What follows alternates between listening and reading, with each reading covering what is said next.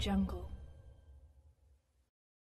Bonjour à toutes, bonjour à tous. Très heureux de vous retrouver sur la 91.9 et sur le www.sportfmtg.com. Merci de recevoir Sport FM, la radio qui mouille le maillot pour Dingue de sport de ce 19 décembre 2022. Excellente condition d'écoute à toutes et à tous. Lionel Messi et l'Argentine au sommet du football mondial. L'Albi Céleste gagne le trophée Jules Rimet aux dépens de la France. 4-2 au sortir des tirs au but. 3 buts partout à la fin du temps réglementaire. Doublé de Messi et triplé de Kylian Mbappé. Que dire de ce sacre de l'Argentine 36 ans après le dernier au Mexique. Que dire des pays africains? Que dire de l'organisation? On va en parler. Acte 7 de la D1 nationale de football.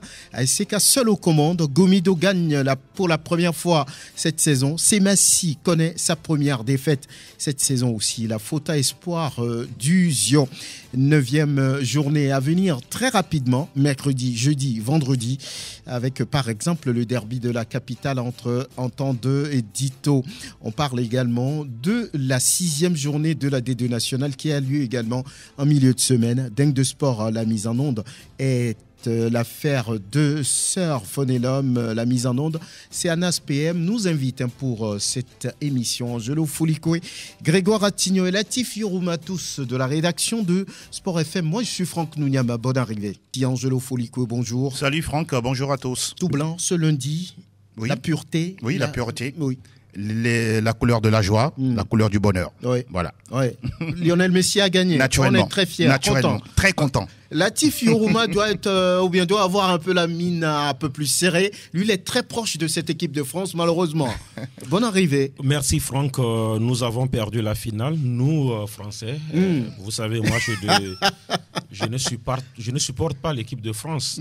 Moi, je suis français. Vous supportez les frères africains qui jouent pour la France. Voilà, donc c'est nous qui avons joué. Voilà. Donc c'est nous qui avons perdu cette finale face à l'Argentine et donc forcément je suis déçu. Et Grégoire Attignon dans tout ça? Moi je suis fier pour Messi. Oui. Il a en fait. Il a obtenu. Voilà, bonne arrivée. Merci, voilà. Franck. Alors, on le dit, c'est l'Argentine qui est au sommet du football mondial après 36 ans, après le dernier sacre, on va dire, en 86 au Mexique. C'est l'année de naissance d'ailleurs de Lionel Messi, hein, si je me trompe. Un an après. Un an après. Très bien. Voilà, donc il rentre, on va dire, dans la légende, dans les annales du football mondial et puis du football argentin.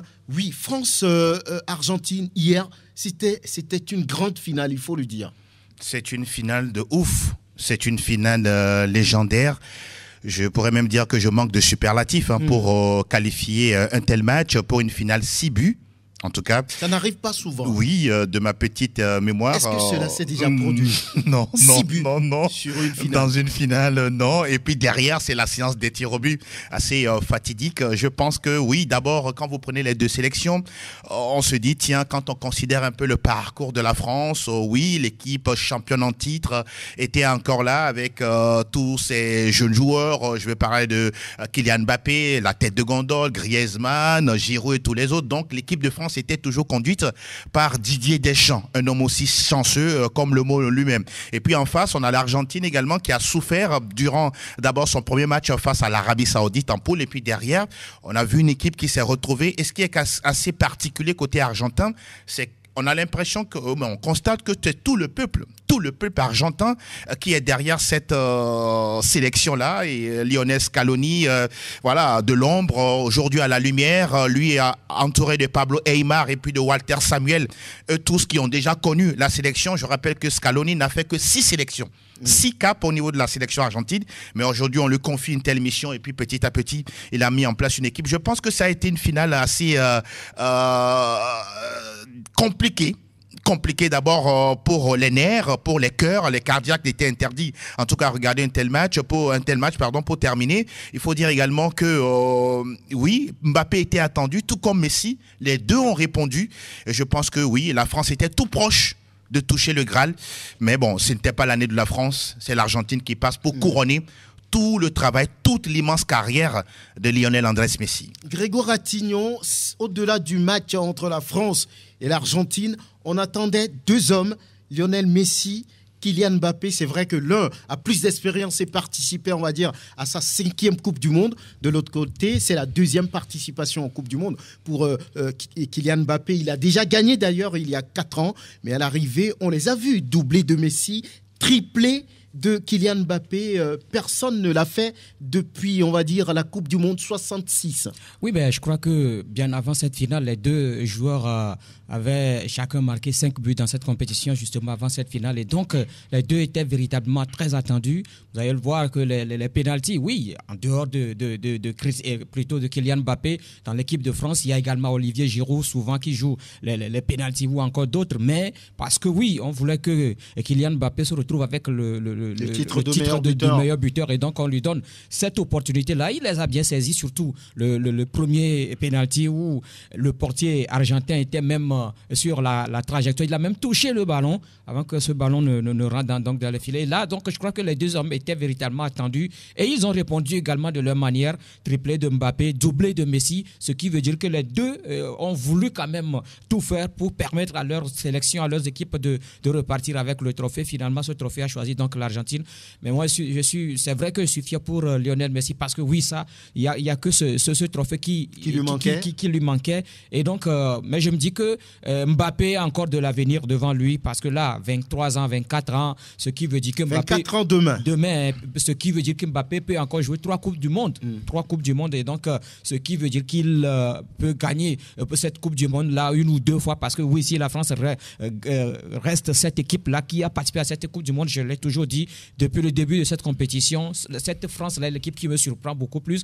C'est vrai que ces joueurs-là évoluent dans des grands clubs, mais ce ne sont pas aussi de grands joueurs en tant que tels, Tchouaméni ou encore Youssouf Fofana ou encore Konaté. Mais cette équipe a démontré beaucoup de choses dans cette compétition, surtout avec Didier Deschamps qui reste cet entraîneur-là, Angelo l'a dit tout à l'heure, chanceux, mais qui a également... c'est un entraîneur qui arrive à faire quelque chose et la France joue toujours en fonction de l'adversaire. Hier, la France a souffert, surtout en première période de jeu, mais à la mi-temps, Didier Deschamps a su parler donc à son équipe et on a vu la réaction de cette équipe-là par après. On va écouter quelques réactions avant de retrouver Latif Yoruma. D'abord, on donne la parole à Lionel Messi. Voilà, c'est fait. On ne peut pas demander plus, honnêtement. Nous ne pouvons qu'être heureux de terminer le tournoi ainsi avec le trophée dans les mains. J'ai tant attendu pour ça. Et mes coéquipiers, et toute l'Argentine en fait. Maintenant nous sommes champions du monde. Pas besoin de revenir sur tous nos matchs. Nous savions que nous devions devenir champions et nous avons fait en sorte que cela arrive. Ce n'est plus l'heure de discuter ou d'analyser, mais de profiter joyeusement.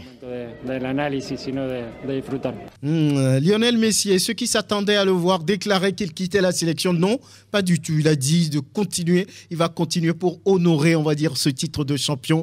Avec l'Albi Céleste de l'autre côté, c'était Deschamps et naturellement, la déception était grande. Ouais, on revient de nulle part, mais à la limite, vaut mieux perdre 2 ou 3-0, puis il n'y a rien à dire, l'adversaire est supérieur, ce qui a été le cas parce qu'on a fait un non-match pendant 1 heure, et après, avec de la qualité, mais aussi beaucoup de courage, de mental, de renverser une situation qui était très compromise, et ça a continué jusqu'au bout en ayant cette balle de Coupe du Monde au bout du pied de Kolo Muani. Mais évidemment, ça aurait pu tout changer, et la fin est terrible, elle est cruelle, parce qu'on est tombé face à un adversaire qu'on connaissait avec beaucoup de qualité. Je félicite cette équipe d'Argentine pour ce titre mondial avec beaucoup de qualité. Et puis, on ne l'a pas touché, mais frôlé le Graal sans l'avoir à la fin. Donc évidemment, la déception, elle est très forte. Alors, ça restera une finale fantastique de par le scénario, mais on n'est pas du bon côté à l'arrivée. Donc évidemment, cette déception, elle prend le pas sur tout. Même si avec le recul et tout ce qui s'est passé, je suis très fier de ce groupe-là. Et on a passé un mois ensemble. C'était vraiment un pur bonheur d'être avec eux. Aujourd'hui, malheureusement, je le répète, la déception est tellement forte qu'elle prend le pas sur tout. Didier Deschamps, le sélectionneur des Bleus de la France, des propos recueillis par nos confrères de Radio France Internationale, Latif Yoruma. Il a dit on a vu 2 mi-temps, une mi-temps au cours de laquelle la France n'a nullement existé. On a vu une équipe d'Argentine agressive qui possédait le ballon, mais après, la France revenait 2-2, et puis 3-2 pour l'Argentine, 3-3, les tirs au but. Mais qu'est-ce qu'on peut en dire aujourd'hui ? Moi, j'ai vu une équipe française avec beaucoup de caractère. Mes prédécesseurs l'ont souligné. Cette équipe n'était pas du tout attendue. Même en 2018, la France n'était pas attendue. Elle a répondu, mais c'était la cata par rapport à l'hécatombe, les joueurs qui se sont blessés. Même au Qatar, on a vu Karim Benzema plier bagage. Et donc, cette équipe de France, même la Fédération française de football avait quand même donné comme mission à cette équipe les demi-finales. Mais la France est allée en finale face à cette équipe, l'Argentine, qui a eu 6 matchs dans lesquels elle a été très agressive positivement, parce que voilà, on a vu des joueurs durs sur l'homme, des joueurs déterminés. Voilà, exit ce match face à l'Arabie Saoudite où voilà, l'Argentine est passée à côté de son match. Donc hier, on a vu une finale inédite avec l'équipe de France qui n'a pas du tout joué pendant 1 heure de temps. Et puis voilà, quand vous avez un joueur comme Kylian Mbappé qui, ma foi, a porté seul cette équipe-là et qui, en 3 minutes, change le cours du jeu. Mais derrière, cette équipe de France se fait encore planter un couteau dans le dos avec Messi qui marque le 3e but, mais qui fait le dos rond, qui revient.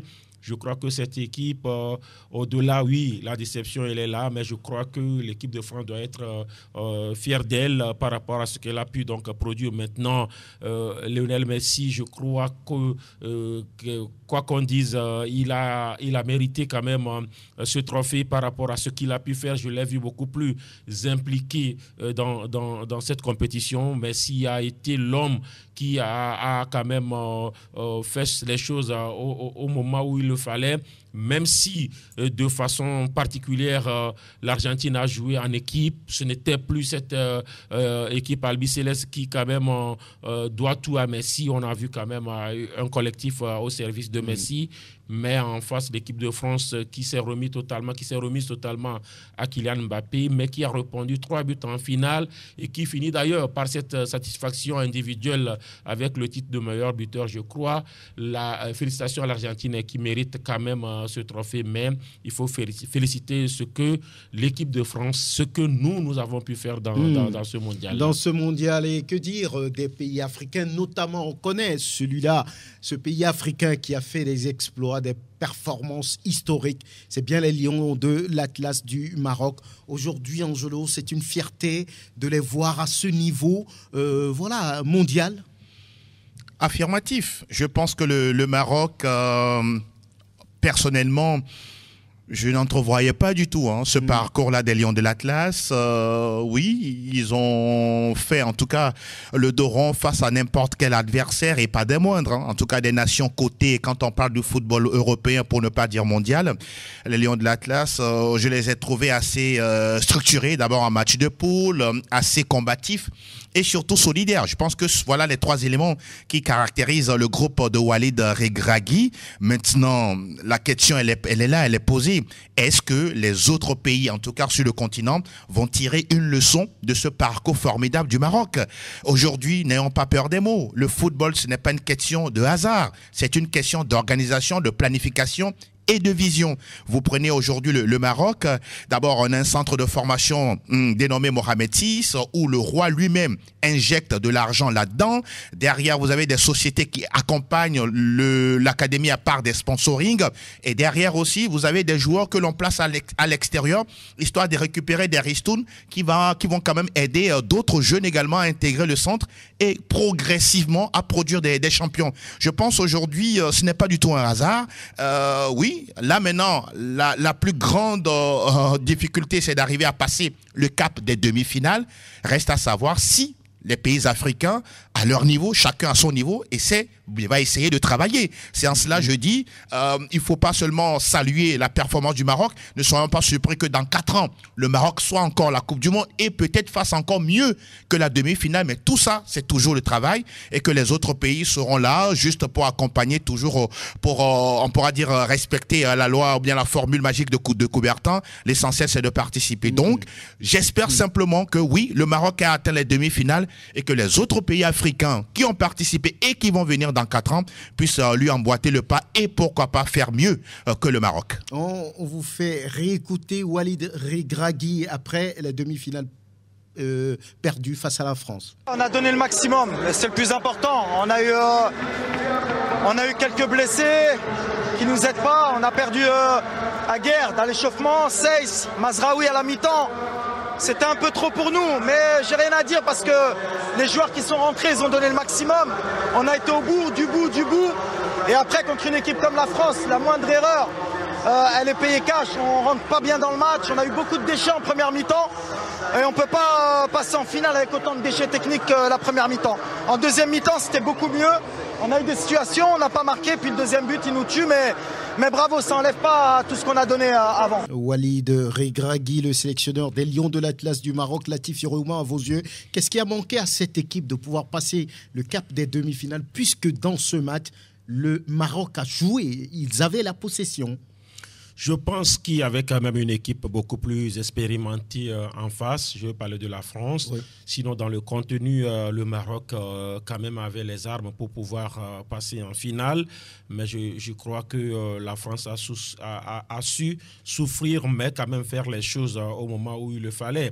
C'est un peu comme en finale. La France a souffert, mais après a failli donc quand même gagner même à la dernière seconde de la prolongation. Donc, le Maroc a fait ce qu'il pouvait, mais dans le jeu, ce n'est pas que le ballon. Dans une compétition, ce ne sont pas souvent les équipes qui jouent bien ou les équipes qui jouent mieux qui gagnent. C'est la façon de jouer, c'est la façon d'animer ce que l'entraîneur propose. Et je crois que Regragui était bien. Il n'a à aucun moment montré quand même des signes de complexe, comme quoi, voilà, il n'a jamais, en tant que joueur, par exemple, joué une Coupe du Monde. Il n'a pas de palmarès. Il a pris cette équipe-là quelques mois avant la compétition, mais il a su faire les choses comme il le faut.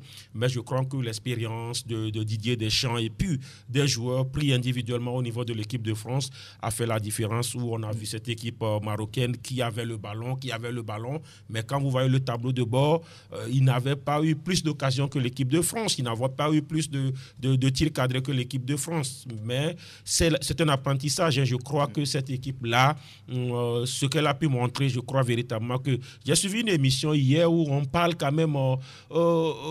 vous-même, vous l'avez évoqué dans un dossier ici à la rédaction, où le Maroc est dans un élan totalement tourné vers l'Occident. Lorsque vous avez, par exemple, un Clairefontaine à la marocaine dans le royaume chérifien, lorsque vous avez une académie du nom du président de la République du roi Mohamed VI, qui met de l'argent, qui est, ma foi, le vice-président de la Fédération royale marocaine de football. Il y a le président qui est là, élu, reconnu par la FIFA, mais le président de la République fait office quand même de membre du comité exécutif. Je crois qu'on ne peut qu'avoir les résultats. Les résultats qu'on a aujourd'hui. On va donner la parole à Faure Gnassingbé. Il est le président de la République du Togo. Il pense que les Africains pouvaient mieux faire. On aurait eu peut-être une demi-finale entre deux équipes d'Afrique. Et à souligner parce que vous voyez que beaucoup de pays ont eu des coachs aussi africains, des équipes africaines avec des coachs africains et qui sont au même niveau que les autres équipes participantes à la Coupe du Monde. Je pense que c'était attendu qu'une équipe africaine puisse arriver à ce niveau. On a vu le Ghana qui avait fait les quarts de finale, le Cameroun aussi. Donc inévitablement, on savait que les équipes africaines, en tout cas, avaient le niveau d'être en demi-finale ou même en finale, et pourquoi pas remporter la Coupe du Monde. Personnellement, je pense que cela arrivera si on applique les mêmes méthodes, c'est-à-dire une bonne organisation, une bonne discipline avec des coachs africains. Je suis sûr qu'on pourra voir d'autres pays comme le Maroc arriver en demi-finale et aussi remporter la Coupe dans un avenir pas très lointain. Dans un avenir pas très lointain, une bonne discipline, une bonne organisation permettrait peut-être aux pays africains d'avancer, d'aller plus loin dans la compétition. C'est ce qu'il dit. Oui, c'est ce que le président de la République a dit. Je l'ai écouté, j'ai réécouté, j'ai dit, mais on parle d'organisation. C'est ce qui manque dans nos pays d'Afrique. Quand on ne fait pas la politique de sport, c'est ce qui manque. Mais je suis surpris que c'est le président de la République qui parle d'organisation autour d'une équipe nationale. Parce que là, on voit que c'est ce qui manque cruellement à nos équipes africaines. Quant à ce qui concerne la participation participation de ces équipes africaines à cette Coupe du Monde, oui, tout le monde a vu ce que le Maroc a fait. Ce qui veut dire qu'il y a un travail qui se fait à ce niveau. Le football ne se joue pas dans la bouche. Le football se joue sur le terrain, c'est le travail. Et à force de travailler, vous aurez forcément donc le résultat. Et aujourd'hui, on voit ce que le Maroc a fait à cette Coupe du Monde. Est-ce que quelque part le Maroc ne méritait pas d'aller en finale? Oui, mais seulement cette équipe a manqué un tout petit peu d'expérience, comme Latif l'a dit tout à l'heure. C'est par expérience justement que la France a eu raison de cette équipe marocaine. Elle pouvait aller jusqu'en finale parce que le Maroc a montré beaucoup de choses au cours de cette Coupe du Monde-là. Maintenant, quant à ce qui concerne les autres équipes, on a vu également le Sénégal, on a vu le Cameroun, ce qui veut dire qu'il faut continuer le travail et peut-être dans les 4 prochaines années, l'Afrique, pourquoi pas, placera une équipe en finale. Avec cette sortie du président de la République, Faure Gnassingbé, qui dit oui, les Africains peuvent aller plus loin s'il y avait plus d'organisation, s'il y avait plus de discipline autour, est-ce que on peut comprendre peut-être ou bien espérer quelque chose lorsque le président de la République lui-même est allé voir ce qu'il s'est passé là-bas, et ça peut donner quelque chose dans l'avenir?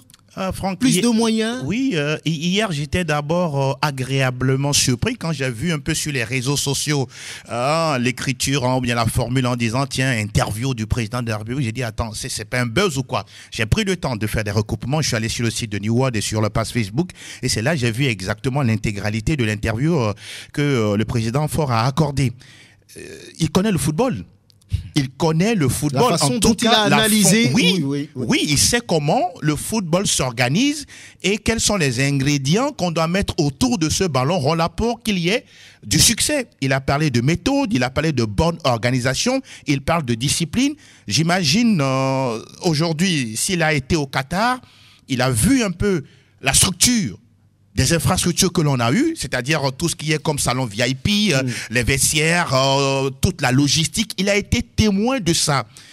Je reste fort convaincu, en tout cas pour ne pas dire un Saint Thomas, que dans les prochaines années, que les lignes puissent bouger chez nous. Parce que quand on ramène un peu le sujet chez nous au Togo, on a un gros problème d'infrastructure. Et ce sont ces problèmes qu'il a touchés. Exactement. Organisation, planification, discipline. Donc, je me dis, peut-être dans sa tête, y a-t-il un plan Marshall? Ça passe forcément par le budget. Il n'y a rien à faire. Au sport. Il n'y a rien à faire. Je m'explique un tout petit peu. Le cas du roi du Maroc, à un moment donné, il a rassemblé les grands connaisseurs du football marocain et leur a posé la question pourquoi le Maroc, par exemple, les clubs ne sont pas aussi représentatifs dans les différents coupes interclubs sur le continent. Il s'est posé des questions. Pourquoi le Maroc, à une certaine période, ne s'arrête qu'en match de poule à la CAN, au CHAN? Pourquoi le Maroc ne participe pas aux compétitions de jeunes, la CAN U17, U20 sur le continent? Donc, en se posant ces questions, il a eu des réponses en retour et après, il a déclenché le plan Marshall. Je rappelle que le centre, ou bien l'Académie Mohamed VI s'est créé en 2004. Donc, ça a pris beaucoup de temps avant d'avoir les premiers fruits. Donc, pour terminer au chuter en disant ceci, oui, j'estime que le président connaît bien ce qu'il se passe autour de notre football. Je reste vraiment convaincu que dans les années à venir, qu'il puisse vraiment actionner les leviers qu'il faut et surtout prendre les bonnes personnes qu'il faut à la place qu'il faut pour que, pourquoi pas, le Togo progressivement retrouve sa place d'abord sur le continent et pourquoi pas retrouver une qualification pour la Coupe du Monde. Oui, déjà en 2006, pourquoi pas en 2026, j'allais dire, Latifi Rouman, avec une telle sortie, on peut se dire, oui, demain, il y aura beaucoup d'infrastructures, comme on l'a fait dans certains pays, beaucoup plus d'argent dans le football, pas seulement dans le football, mais dans tous les sports, parce que là, voilà, le budget actuel ne représente pratiquement rien par rapport à ce que font les autres. On peut s'attendre à un budget peut-être qui va jusqu'à 30 milliards pour tous les sports. Pourquoi pas? Le Togo peut le faire si on veut. Oui, le Togo peut le faire et Faure Gnassingbé peut le faire. Il peut le faire. Moi, ma déception, c'est par rapport au sport. On sait que quand Faure Gnassingbé est arrivé, on a eu beaucoup de routes, parce que le développement d'un pays, d'une nation, ça passe par la route. On a beaucoup de routes et ça continue les routes. Mais écoutez, nous, on est des sportifs. On est des sportifs, on a aussi notre loisir. Nous, c'est ce qu'on sait faire, le sport. Alors, mais le président de la République, pour l'instant, nous... Peut-être les routes sont prioritaires. Écoutez, oui. Ou bien tout est prioritaire, on va dire. Tout est prioritaire, mais il y a quand même les gros formats. Ou bien la priorité des priorités. Bon, ok, donc il y a quand même des choses qui se font. Mais je dis, la jeunesse aime beaucoup le sport. Fournier Singbe, il est arrivé jeune, il est toujours jeune, mais il parle bien football. Vous l'avez vu, analysé. Bien sûr. C'est un sportif. Il peut être consultant. Écoutez, oui. Comme un Adebayor Cheyi là-bas. Qui nous a émerveillés. Adebayor qui a sur été les plateaux bon, de New World. Qui a été bon sur les plateaux de New World. Beaucoup de Togolais n'ont pas cru, mais Adebayor, il a été bon sur le plateau donc, de New World. Fournier Singbe, écoutez, moi je reste toujours sur ma soif par rapport au sport. Moi, je ne sais pas faire la politique. Moi, c'est le sport. Donc, il faut quand même construire les infrastructures. On n'en a pas. Regardez, par exemple, ce qui se passe à Tapamé. Mais je crois que notre président, quand même, peut quand même taper du poing sur la planche ou bien sur la table. Sur la table, oui. Mais pour l'instant, écoutez, le président, il ne dit rien et on n'a pas d'infrastructure, on ferme le terrain, on vient surcharger les gens à Lomé. Le terrain de Ngontien est dans la même situation. Le terrain de Ngontien dans la même situation. Moi, je dis non, écoutez, vous avez parlé de budget. Mais notre budget, il ne faut même pas le donner sur les antennes. Sinon, ce n'est pas bien. Pour nous, notre budget, ce n'est pas bien. Donc, on n'a rien en réalité. On n'a pas de hall de sport. Quand je le dis, dans la sous-région, nous sommes extraordinairement le seul pays. On n'a pas de hall de sport. Au Bénin, ils ont 2. Le Niger, au Burkina, le Ghana, au Niger, Ghana, Mali, nous, on n'en a partout. pas. Donc, écoutez, moi je dis, c'est bien. On a écouté hier, on s'est tous bousculés ici. Mais quand on a vu notre président parler sport, aujourd'hui, on est fiers d'écouter. C'était de la matière pour nous. Et ça n'arrive pas tous les jours. Mais je dis, il faut que le président de la République aille au-delà, qu'il construise les infrastructures, qu'il mette les moyens dans le sport, dans notre championnat. Il n'y a rien, on n'a même pas de terrain. L'équipe nationale, écoutez, il y a trop de pagaille là-bas.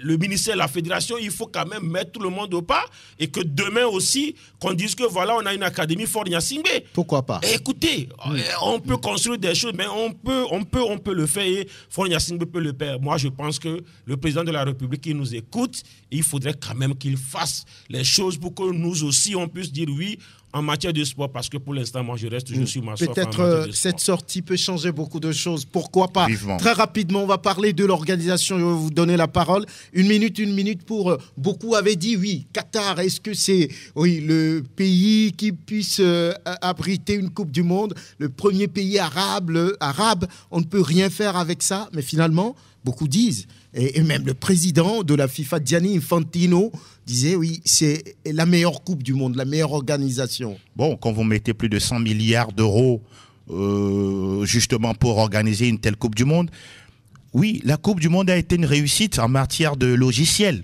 Oui. Tout ce qui concerne la logistique, les terrains mis en place, le cérémonial, le protocole, les équipes, les vestiaires, le transport, l'hébergement et tout. Tout ça, ça a été une réussite. Là où moi je serai jamais d'accord, c'est sur le fait qu'on ne puisse pas donner la liberté aux uns aux autres de pouvoir s'exprimer. Parce que n'oublions pas, la Coupe du Monde ou les sports en général, c'est le canal d'expression pour tout individu qui arrive sur un territoire.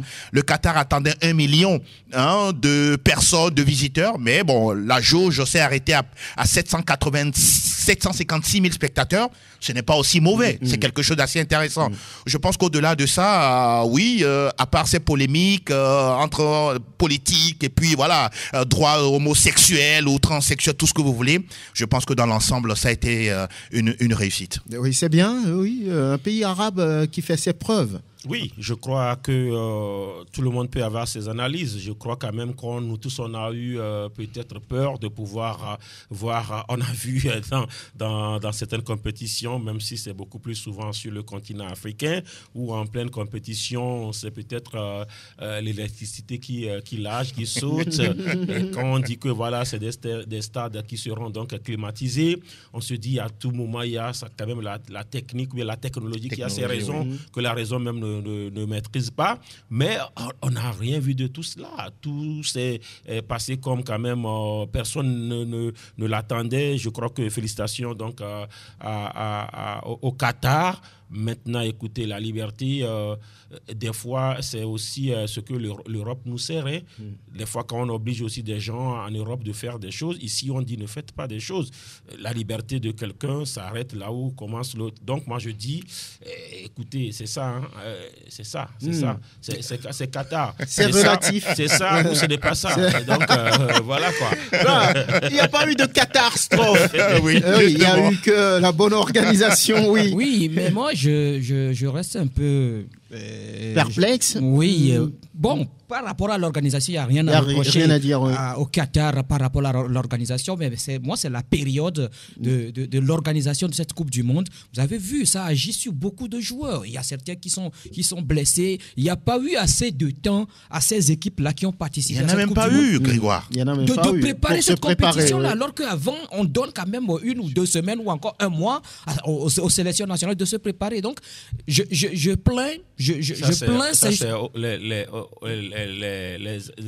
C'est aux alentours de la Coupe du Monde. C'est le dictat de la FIFA. Oui, non, mais je suis d'accord, mais moi je plains un tout petit peu les joueurs là qui vont reprendre bientôt le championnat, les grandes compétitions. Ils n'auront pas assez de temps. Je dis que cette année, ça va être une année un peu difficile à certains joueurs. On voit certains qui sont blessés même bien avant cette Coupe du Monde là. Bon, c'est tout ce que moi je voudrais dire. Mais quant à ce qui concerne l'organisation, mais des fois aussi, il y a aussi l'arbitrage. L'arbitrage. On va y revenir. Ce n'est juste qu'une première partie du bilan. Souvent, moi, j'ai du mal à applaudir la FIFA. Mais je crois le fait de jouer les championnats jusqu'à la Coupe du Monde ou de rejouer les championnats juste après la Coupe du Monde, ce n'est pas du ressort de la FIFA. Ça, c'est les ligues. Hein. C'est les ligues. C'est à elles d'arrêter en réalité les championnats 1 ou 2 semaines avant la Coupe du Monde et après la Coupe du Monde de donner 1 ou 2 semaines aux joueurs. Maintenant, s'ils veulent enchaîner ou bien elles veulent enchaîner, ça fait leur problème. Et voilà, donc on reviendra sur cette Coupe du Monde naturellement avec l'arbitrage, avec tout ce qu'il y a autour, le problème au sein de l'équipe de France avec cette affaire Karim Benzema. Ah oui, Franck, il vient de tweeter. Hein. Oui, il dit qu'il met fin à sa carrière internationale. Ça vient de tomber. On s'y attendait parce qu'il semble qu'il y a des choses qui n'ont pas été dites par rapport à sa blessure. Il semble que les gens ne veulent pas de lui au sein de cette sélection, notamment Giroud, notamment Lloris, notamment Griezmann. On verra bien. Et merci, chers auditeurs, de nous avoir suivis tout au long de ce mois de compétition. Merci à nos partenaires New York TV. Merci à T-Oil qui a permis d'offrir des gadgets. Merci au Maki Bar, la main du patron. Merci à la pâtisserie Krusty. Merci à African Root qui va vous servir du vin. Il y a des noms. Vous allez faire un tour là-bas pour voir ce que c'est. Sam Sport, merci, qui nous a permis de donner des maillots aux auditeurs. On est toujours en contact et merci. À la prochaine avec 48 pays et on l'espère, le Togo y sera. Et de retour aux compétitions nationales avec l'acte 7 du championnat national de football de première division avec cette victoire de la SCK devant l'AS Togoport 2-0. Sibabi Akpo Aziz. On sort de 2 matchs nuls, donc c'était un match tellement important pour nous et il fallait tout faire pour essayer de corriger offensivement, défensivement. Bon, c'est ce qui a donné un peu au début du match. L'adversaire nous a endormi un peu. Et les joueurs sont obligés, par crainte aussi, d'assurer. Et le jeu était trop plat. Maintenant, à la pause, on a essayé de corriger. Je leur dis que dans tous les cas, il faut qu'on arrive à aller plus vite. D'abord, secondo, d'apporter les occasions dans la surface pour qu'on puisse au moins marquer 1 ou 2. Et c'est ce qu'il faut faire, 2-0. Et ça fait du boum au cœur. Et après, c'est 2 sorties ratées. Le championnat classique, ça donne quoi déjà après cette journée? Vous jouez tout le monde vous joue. C'est très important et ça forme toutes les équipes dans les 2 années précédentes. C'est ce qui a un peu traîné les pas aux équipes qualifiées telles que Askoya SK. Maintenant, avec ce championnat classique, j'ose croire qu'à la fin de la saison, l'équipe qui va représenter le pays, tu serais valablement. Et dans le championnat, il y a tous les niveaux du match. Donc ça forme énormément et les joueurs et nous aussi les entraîneurs. Sibabi Akpo Aziz, coach des conducteurs, des chauffeurs de la COSA. Et Kegbalo Kodjo, lui, c'est l'entraîneur de l'AS Togoport. Ce match, franchement, c'est à vite oublié parce que c'est pas ça et je n'ai pas reconnu mes joueurs. D'habitude, ce que nous produisons comme jeu, ce soir, il n'y avait rien. On a regardé l'adversaire jouer. Et voilà, à l'arrivée, c'est normal que l'adversaire gagne 2-0. Donc c'est un match à oublier. Vous avez trop respecté ASK? Oh non, pas trop respecté l'adversaire, mais peut-être qu'on a trop joué le ballon à la maison. Bon, des fois, c'est des trucs qui arrivent quand les joueurs sont dans leur match. Des fois, ils ratent. Bon, j'ose comprendre que c'est le cas parce que je ne les ai pas reconnus ce soir. Félicitations surtout à l'adversaire. Ça a bien joué. En une minute, Latif, qu'est-ce qu'on peut dire sur ce match-là? On n'a pas vu grand-chose samedi dernier au stade municipal de Lomé.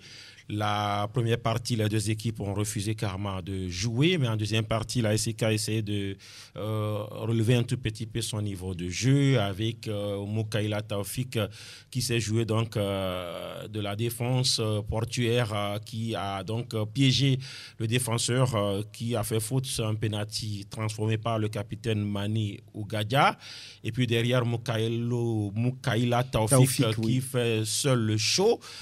Voilà, en mettant dans le vent toute la défense et puis en dribblant par deux fois le goal avant d'aller donc marquer ce deuxième but.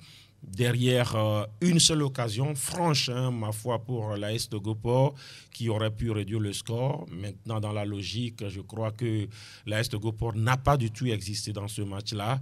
Et c'est l'ASK qui quand même a joué, mais qui n'a pas déroulé non plus. C'est un match qui nous a laissé sur notre soif. Mais quand on voit des chauffeurs qui sortent de 2 matchs sans victoire, il y a eu 2-2 face à Lasco, 2-2 face à Espoir. Je pense que gagner 2-0 en déplacement à Lomé, c'est déjà bien. Ils mettent donc fin à une série donc, de matchs nuls. Et derrière, Asco ne profite pas. Asco s'est fait accrocher par l'entente. Tout le monde se disait, oui, ça va être, on va dire, une promenade de santé pour les hommes d'Abalo Dossé. Mais rien de tout ça. C'est 2 buts partout à l'arrivée à Abalo Dossé. Quand on joue contre le dernier, c'est toujours un match difficile. C'est toujours un match difficile qu'il faut vraiment prendre le match à cœur.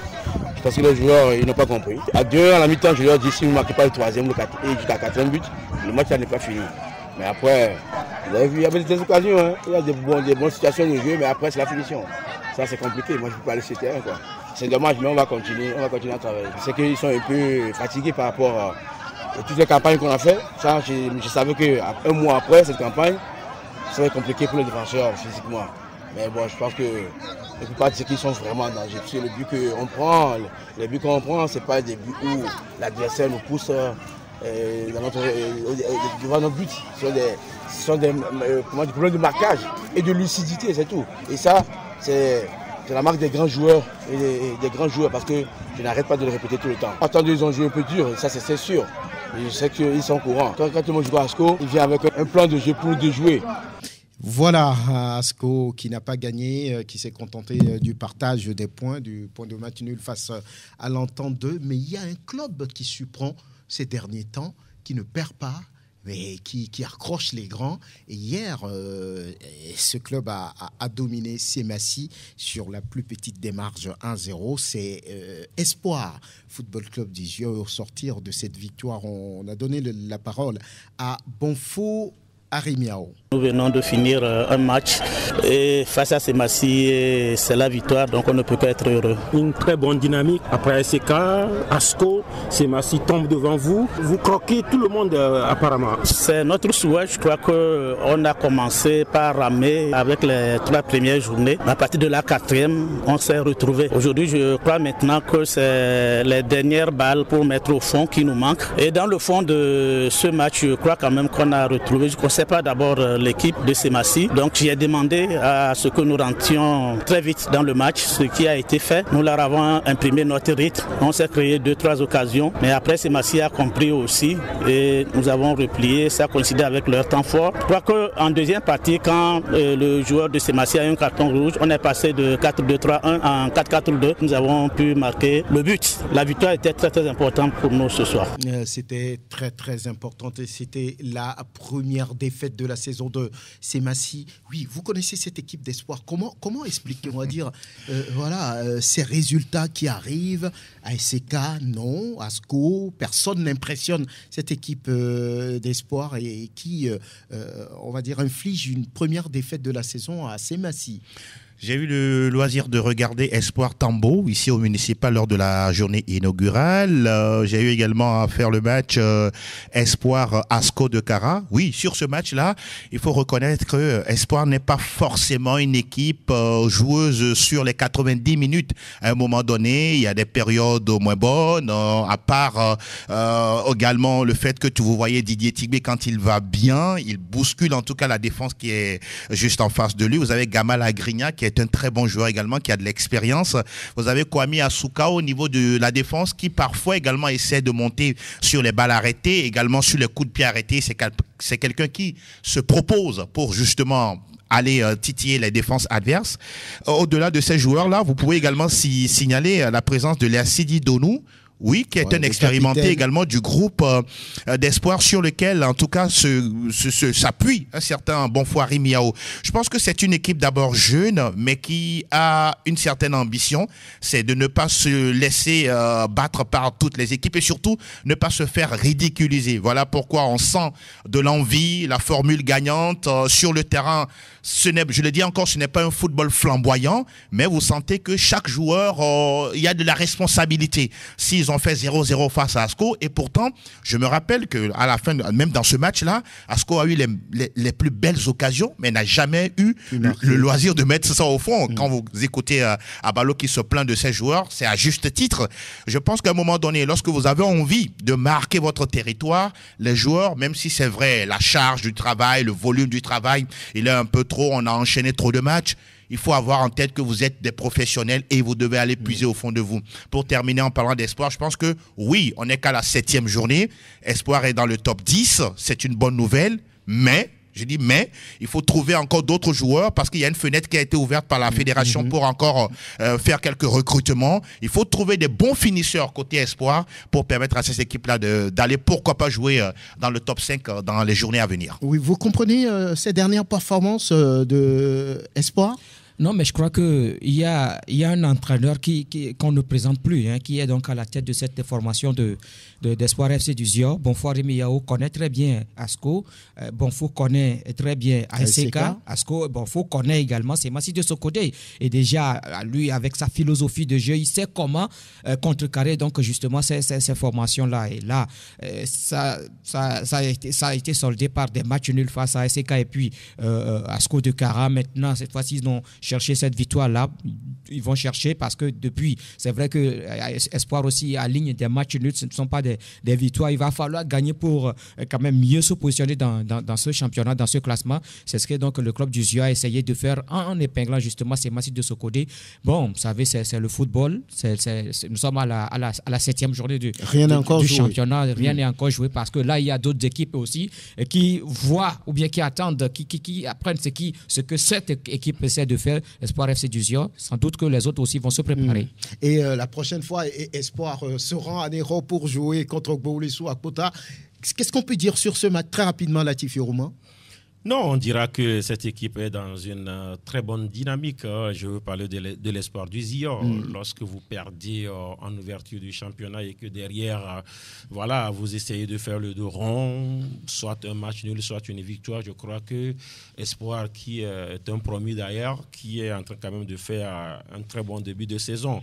Et donc, si cette équipe n'a pas baissé la garde face aux géants de la COSA, si cette équipe a mis à genoux Semassi, qui certes a été très méconnaissable, en tout cas hier au municipal, je crois qu'à Nero, ça ne devrait pas quand même être une montagne pour cette équipe d'espoir. Mais attention, Gboulissou sort aussi d'une victoire. Et donc, c'est deux équipes en confiance qui vont quand même s'affronter. Et ce sera quand même un très beau spectacle. Alors, écoutez d'ailleurs, Tiani Letiakala au sortir de ce match contre Espoir. Il faut le reconnaître que l'adversaire a été très présent. Elle a joué plus que nous. On ne s'est pas reconnu aujourd'hui.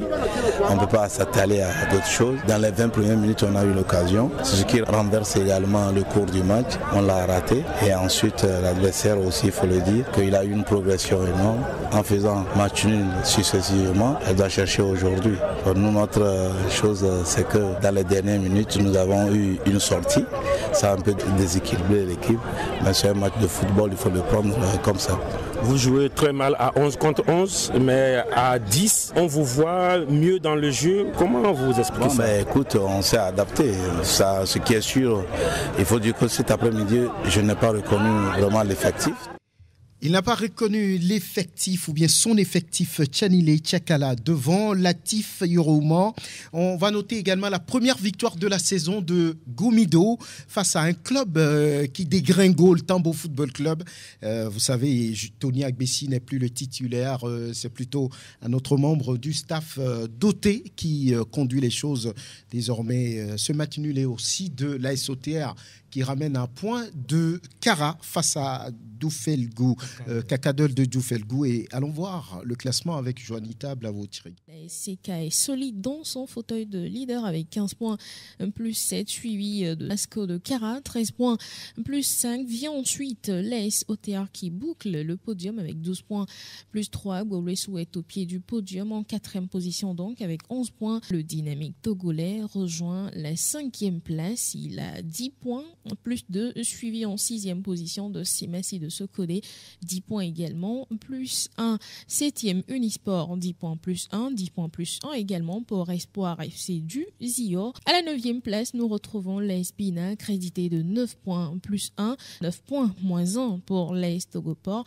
classé 10e. Gomido est en 11e position avec 8 points. Les Anges suivent en 12e position avec 7 points moins 1, 7 points moins 3 pour Kakadol de Doufelgou, classé 13e, suivi de Tambo FC de Dacha en 14e position avec 5 points moins 5. Avant-dernier dans ce classement, Sarah Football Club, crédité de 4 unités moins 6. Et puis nous avons le bon dernier de la classe, il s'agit de l'Entente de 3 points moins 7 au compteur du club de Lomé. Malheureusement pour les jaunes de Kodjoviakopé, Nikonakpoa, Diololo, ça ne va pas. Et très vite, ils seront de retour sur le terrain, milieu de semaine chargé, peut-être à cause des fêtes de la nativité. On veut rapidement jouer les journées pour libérer le week-end pour ceux qui ont envie de fêter, peut-être, j'imagine. Seulement, on va voir le calendrier de la 8e journée avec Grégoire Attignon. Togoport reçoit Unisport de Sokodé. C'est Massi de Sokodé a rendez-vous avec Tambo de Dacha.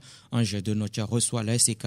Entente de Lomé se pose au Dynamique togolais. Sarefsi a rendez-vous avec Akadel de Doufelgou. Asko joue Gomido de Palimé. AS OTR a rendez-vous avec Lasbina. Puis Boulesu Della qui reçoit Espoir FC du Zior. On va s'accrocher à ce derby de la capitale. Entente de Dito. Les deux clubs ne vont pas bien, mais on peut dire que oui, l'avantage sera pour Dito qui vient de gagner. Entente de a peut-être repris confiance en allant faire ce match nul face à Asco. Oui, parce que Dito, oui, a gagné, mais je pense que c'est un arbre qui cache la forêt. Dito n'est pas encore bien dans ce championnat, sincèrement. L'Entente 2, moi j'ai vu l'Entente 2 perdre à Sokodé, mais qui a causé des problèmes à Semassi. L'Entente 2 qui va donc tenir en échec l'Asco de Kara. L'Entente 2 qui a eu du caractère, même si oui, Agbonsi met un nul face à Agbaoulessou.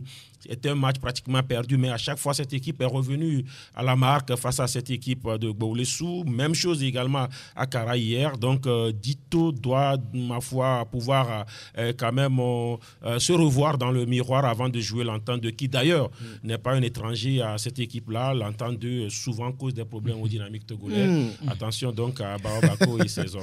Voilà, alors Asco qui reçoit Gomido. Gomido qui sort d'une première victoire de la saison face à un club d'Asco, oui, qui se fait accrocher de façon inattendue. Enfin, je pense que cette victoire a été très très attendue du côté des Showboys. Enfin, ils ont décroché ce succès. Peut-être là, ça va servir de déclic, mais aussi Gomido ne convainc pas. Hein. C'est une équipe, oui, joueuse, la balle qui va dans un camp et dans un autre, mais devant, l'efficacité n'est pas au rendez-vous. On a l'impression que voilà, les attaquants de Gomido n'aiment pas mettre le ballon au fond des filets, ce que justement le public n'apprécie pas du tout maintenant face à Asco.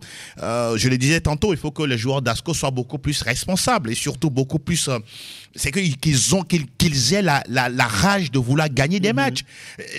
On ne peut pas jouer entre guillemets au niveau soit en disant professionnel, si on le veut, mais jouer avec de la nonchalance où vous avez des occasions, comme on le dit un peu de façon vulgaire, que ma grand-mère peut marquer, mais qu'un joueur qui même fait partie même de la sélection n'arrive pas à transformer. Vous vous dites, mais qu'est-ce qu'il se passe? C'est vrai que le football, oui, c'est un jeu difficile, mais je pense qu'Asco doit normalement se faire respecter. Maintenant, on attend de voir. De toutes les façons, Abalo Dossé connaît le défi qu'il attend. Ce sera face à Gomido, ce ne sera pas du tout du gâteau. Oui, pour ce 8e acte, s'il y a un match qui retient votre attention. Non, mais je crois que toutes les rencontres sont très, très, très importantes dans la mesure où chaque équipe veut des points. Et vous savez, moi, je voudrais parler de ce match-là qui va opposer Tito à l'Entente 2.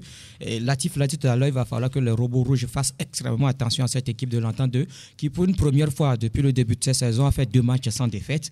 Il faut quand même le notifier. Ce qui veut dire que les jaunes de Codillac... Ils sont derniers quand même au classement. Non, mais bien sûr, ils sont toujours derniers, mais ils reprennent confiance. Ils reprennent confiance, ce qui veut dire qui peut poser des problèmes aux dynamiques togolais. En tout cas, ce qui veut dire qu'il y a quand même une petite confiance qui revient au sein de cette équipe de l'Entente 2. Maintenant, quant à ce qui concerne les autres matchs, on sait que Asco a lâché des points après 2 journées. Donc, comprenez qu'on va également chercher à prendre les 3 points face à Gomido de Palibé. Une partie qui ne s'annonce pas facile justement pour les condonnants. On parlait de Espoir et de Bouloissou à Nero. C'est un match qui peut être intéressant entre 2 clubs qui veulent prendre des points et monter dans le classement. Oui, c'est quand même surtout Espoir du Zion quand vous écoutez cette équipe-là. Écoutez, ils disent que plus rien ne peut quand même... Attention. On est à la 7e journée. La 7e journée, mais quand vous voyez une équipe qui fait quand même douter pratiquement les géants, il se dit qu'Akara, cette équipe-là, a eu même la balle de match, qu'elle a loupé, qu'elle a vendangé face à la SK. Cette équipe a bousculé Asco ici, tout le monde a vu. Cette équipe a battu Semassi qui n'avait pas encore perdu de match depuis le début du championnat. Et donc, moi, je dis, ils sont en confiance tout simplement. Gboulessou ne va pas bien, mais Gboulessou, sur 2 matchs, n'a pas perdu. Gboulessou qui a fait match nul ici, Gboulessou qui a gagné d'ailleurs même... Lesbina, qui est parti battre Lesbina. Non, ils ont joué Sarah, ils ont gagné Sarah aussi. Et puis ils ont... Voilà, donc je crois que ce sera un match très intéressant entre 2 entraîneurs quand même, qui sont quand même dans la logique de jeu. Je veux parler de Bonfo Arimiao et puis de Fiaboué Kofi Sena. Très bien. Que nous donne le calendrier de la D2. C'est également en milieu de semaine l'acte 6 de la 2e division nationale de football. Grégoire. Mardi, Faudan de Dapaon a rendez-vous avec Bikenti de Bassar au stade municipal de Kara. Pendant ce temps, à Sokodé, Agua de Kosontou reçoit Ifo Jeddah Tapamé. Toujours ce mardi, à Bossimé, l'Étoile filante de Lomé se mesure à Kotokom de Lavier. Mercredi, la Jeunesse Club d'Aguanivé joue face au CDF Aknour. La Gaza désormais abonné jeudi. Grégoire Attignon, merci. Latif Yorouma, merci. Angelo Folikoué, merci. Et là, on va devant. Merci. Anas PM, à très très bientôt.